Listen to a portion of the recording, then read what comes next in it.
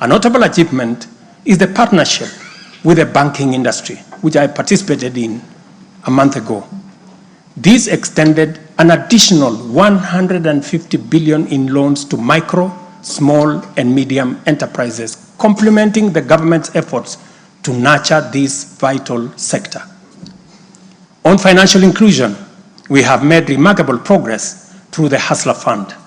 To date, this innovative initiative has disbursed Kenya shillings 60 billion, benefiting 24.6 million Kenyans and mobilized over 3.3 billion in savings. The fund maintains a repeat customer base of 8.5 million beneficiaries with a repayment rate of 79%. To mark the fund's second anniversary, we have taken a bold step by launching a third product specifically tailored for small and medium enterprises. This new initiative will initially target 2 million beneficiaries who have demonstrated a strong credit history with the fund. By so doing, we aim to create a pathway for these entrepreneurs to transition into the formal banking system, thereby deepening financial inclusion and strengthening the SME sector. This milestone underscores our commitment to build a financially inclusive and economically resilient nation. The progress we have made has been possible only because the people of Kenya have been courageous, strong, determined, and patriotic. It has also been enabled by a number of early interventions under our bottom-up economic transformation agenda, and at the same time, created space for us to implement the agenda in full. As we proceed with implementation, we expect to quickly capitalize on the gains we have secured and invest resources in the economy with the emphasis on strategic pillars of our plan. As more projects get off the ground, more people get hired, liquidity levels improve, more money ends up in people's pockets. Honorable members, you know we are a democracy. Democracy is a founding principle and defining value of our nation. Democracy is hard-won, non-negotiable right and guarantees freedom that we are proud of and must always defend. Our national democratic culture expresses itself energetically through robust discourse, boldly speaking truth to power and holding leadership to account. It is a tradition of fearless expression and vigorous public participation. This is who we are, and there is nothing anyone can do about it. We understand, therefore, that protests are always legitimate and permitted by the Constitution. Protests are conducted by citizens who are peaceful and unarmed.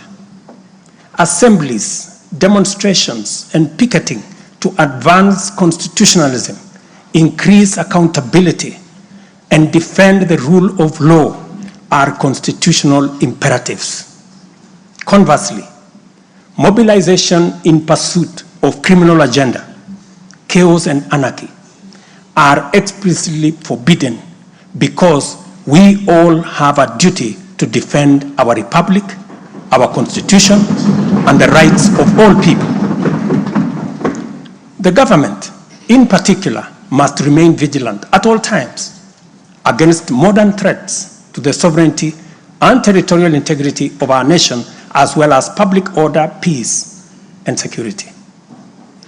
In this digital era, characterized by transformative innovations, including artificial intelligence, it has never been easier to inform, educate, and entertain the people. At the same time, it has never been easier to misinform, mislead, disinform, incite, and alarm the public. Criminals and subversive elements who infiltrate and hijack peaceful protests are a threat both to legitimate protesters and to the public. Incidences of violent criminality in the name of protests threaten the safety of innocent people, public assets, private property, and the social order. The tension here is stark.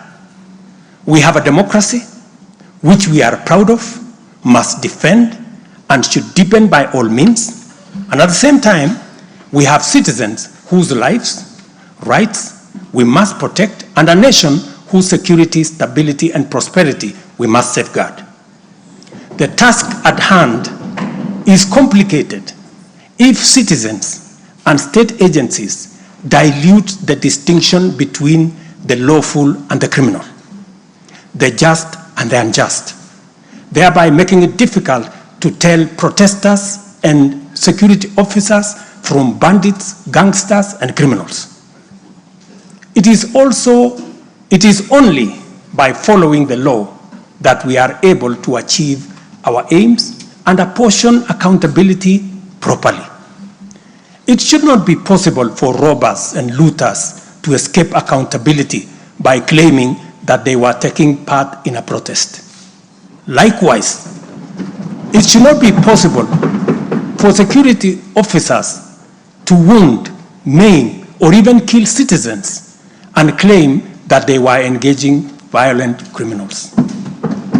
We all have a duty to make the necessary distinction and to do so clearly to protect democratic expression and guarantee public safety and security. I must now confront an issue of widespread concern regarding the relationship between citizens and the security services in the context of immense threat and intense political dynamism. Numerous allegations have been made concerning disappearance of people during protests. A number of these cases have been resolved, while others have been uncovered as fake news, undermining efforts to find genuine cases of missing persons.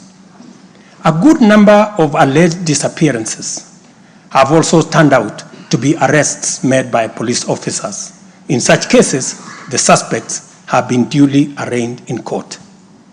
I must, however, make it very clear that there is no attempt to justify or excuse illegal arrests. Such would be a serious threat to the life and liberty of citizens. I condemn any excessive or extrajudicial action which puts the life and liberty of any person at risk, including disappearances and threats to life. I urge all Kenyans with information about such cases to forward the information to the Directorate of Criminal Investigation and to IPOA, where they suspect members of the police service to be implicated. I am aware, for example, that many of the cases that have been raised are being handled by the Independent Police Oversight Authority, an important step in accountability and justice. Many citizens, as well as various organizations representing and championing women's rights and welfare, have expressed concern about gender-based violence and the increasing cases of killings of female victims by male criminals motivated by primitive expressions of gender-based brutality and impunity. Left unaddressed, these incidents will cause the women of our nation to feel increasingly unsafe, even in their own homes. This is both tragic